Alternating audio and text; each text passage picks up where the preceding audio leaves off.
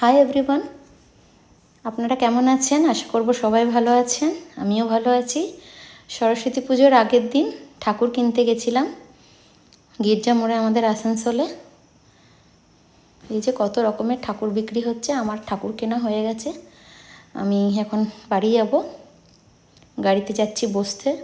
ঠাকুর কিনতে আমার খুব ভালো লাগে, আর এত ঠাকুর দেখে আমার মনে হচ্ছে সব ঠাকুরই নিয়ে নিই, আমার এত ভালো লাগছে দেখতে। এই যে গির্জা মোড় থেকে এখন আমরা বাড়িতে ঢুকছি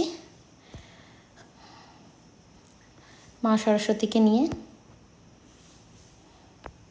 আমার মেয়ে গেছিল, অঞ্জলি গেছিল।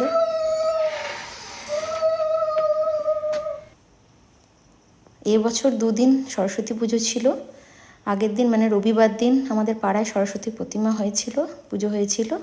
তো আমরা সেখানে গেছিলাম, আমি, মেয়ে, অঞ্জলি। তো রাতের বেলায় খাওয়া দাওয়া হয়েছে খিচুড়ি, বাঁধাকপির তরকারি, চাটনি, পাঁপড়, মিষ্টি, বোঁদে, ওইসব খাওয়া দাওয়া হয়েছে। আর সোমবার হয়েছে আমাদের বাড়ির পুজো।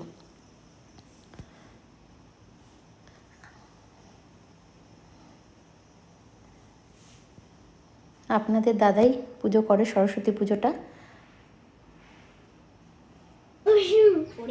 মেয়ে এখন পুষ্পাঞ্জলি দিতে বসেছে।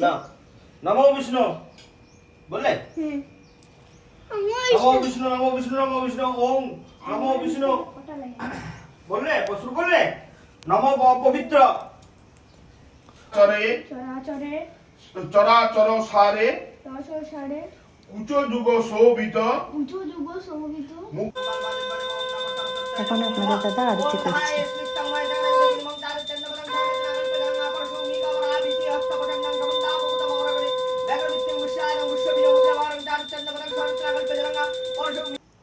আর এই দেখুন আমার ঠাকুরটা কেমন হয়েছে অবশ্যই জানাবেন। ছোটোর মধ্যে এনেছি, বাড়িতে রাখবো বলে। আর এই দেখুন কত বড় মাছটা, জ্যান্ত, 4 কেজি সাইজের। আরও মাছ এনেছিল, তো সেটার ফটো তোলা হয়নি, এগুলো কাটিয়ে এনেছে। আর হয়েছিল আলু পোস্ত, বেগুন আলু ভাজা। ভাজা হয়ে গেছে, এগুলো সব সিজানোর জন্য, মানে যেদিনকে ঠান্ডা ভাত খাওয়ার সেই দিন সেই খাবারগুলো তো আগের থেকে করে রাখতে হয় সেইগুলো। এখানে হচ্ছে ফুলের তরকারি, সজনে ফুল, বাঁধাকপি কাটা হয়ে গেছে আমাদের, বাঁধাকপির তরকারিও এদিকে হচ্ছে। অনেক কিছুই রান্না হয়, আরও অনেকে অনেক কিছু করে, আমরা এইটুকুই করেছি। এই যে বাঁধাকপি প্রায় হয়েই এসেছে। তারপরে হয়েছিল কুলের চাটনি, কুল দিয়ে আর টমেটো দিয়ে চাটনি। চাটনিও আমাদের হয়ে গেছে। সবার বাড়িতে এগুলো হয়েই থাকে। কড়াইতে তেল দেওয়া হয়েছে মাছ হবে বলে। মাছ ভেজে, মাছের একটু মাখা মাখা, মানে খুব ঝোল না, মিডিয়াম একটু ঝোল করে রাখা, কেন বাসি খাওয়া তো এমনিও শুকিয়ে যাবে, টেনে নেবে।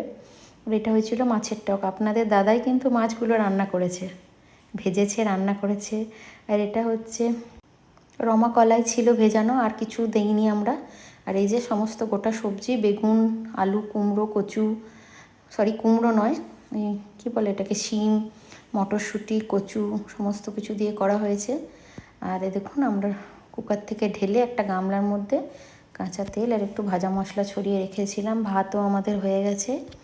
কেমন লাগছে অবশ্যই জানাবেন, সবার বাড়িতেই হয়েছে। ভিডিওটা কেমন লাগলো অবশ্যই জানাবেন। Please like, comment, share and subscribe করবেন। আমার ব্লগগুলো অবশ্যই দেখবেন। বাই।